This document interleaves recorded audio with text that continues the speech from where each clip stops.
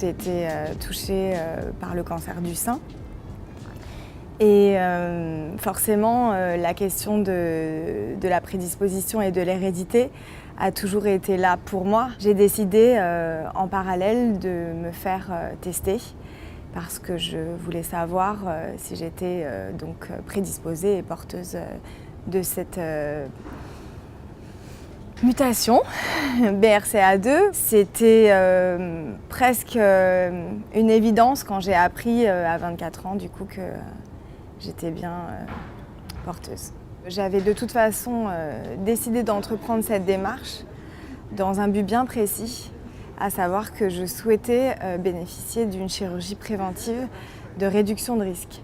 Donc pour moi, c'était très clair, si j'étais porteuse, de toute façon, je passais à l'étape d'après et je décidais de subir cette ablation des seins. La création de l'association Génétique Cancer est venue vraiment, je dirais, comme une continuité logique dans ce parcours.